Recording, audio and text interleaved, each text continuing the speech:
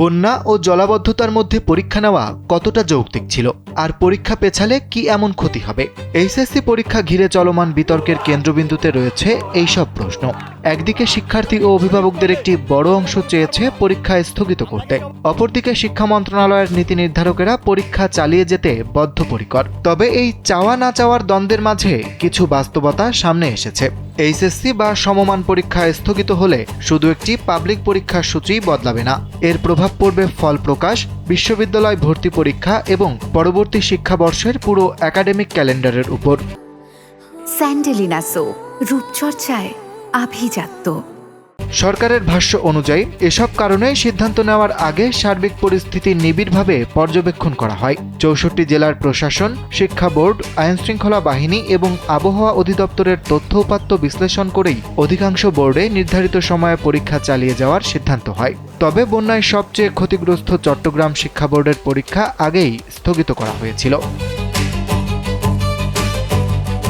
শিক্ষা প্রশাসনের যুক্তি হল, এইচএসসি পরীক্ষা কয়েক সপ্তাহ পিছিয়ে গেলে তার ধারাবাহিক প্রভাব পড়বে ফল প্রকাশে। ফল প্রকাশ বিলম্বিত হলে বিশ্ববিদ্যালয় ভর্তি পরীক্ষা পেছাবে, নতুন শিক্ষাবর্ষ শুরু হবে দেরিতে। অর্থাৎ একটি সিদ্ধান্ত পুরো শিক্ষা ব্যবস্থার সময়চক্রে প্রভাব ফেলতে পারে।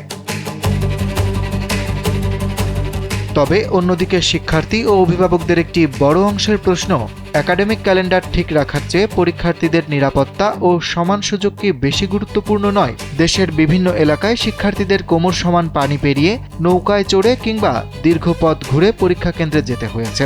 এমন পরিস্থিতিতে সবাই সমান মানসিক ও শারীরিক অবস্থায় পরীক্ষা দিতে পারেনি বলেই তাদের দাবি।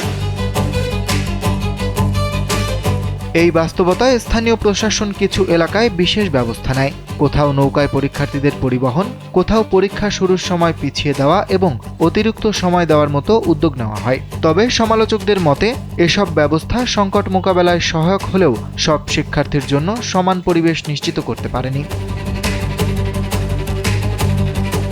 সব মিলিয়ে বিষয়টি কেবল পরীক্ষা নেওয়া বা স্থগিত করার বিতর্ক নয়, বরং দুটি বাস্তবতার মধ্যে ভারসাম্য খোঁজার প্রশ্ন। একদিকে শিক্ষাবর্ষের ধারাবাহিকতা বজায় রাখা, ভর্তি পরীক্ষা ও পরবর্তী শিক্ষা কার্যক্রম সময়মতো সম্পন্ন করার প্রয়োজনীয়তা, অন্যদিকে দুর্যোগের মধ্যে প্রতিটি শিক্ষার্থীর নিরাপত্তা, মানসিক স্বস্তি এবং সমান সুযোগ নিশ্চিত করার দায়িত্ব। তবে এবারের অভিজ্ঞতা দেখিয়েছে ভবিষ্যতে এমন পরিস্থিতির জন্য একটি সুস্পষ্ট দুর্যোগকালীন পরীক্ষা ব্যবস্থাপনা নীতিমালা প্রয়োজন, যাতে জাতীয় একাডেমিক ক্যালেন্ডারও অযথা ব্যাহত না হয়, আবার কোনো শিক্ষার্থীও প্রাকৃতিক দুর্যোগের কারণে বৈষম্যের শিকার না হয়। শিক্ষাবিদদের মতে এমন ভারসাম্যপূর্ণ ব্যবস্থাই হতে পারে ভবিষ্যতের সবচেয়ে কার্যকর সমাধান। অরিত্র বাসু, কালবেলা।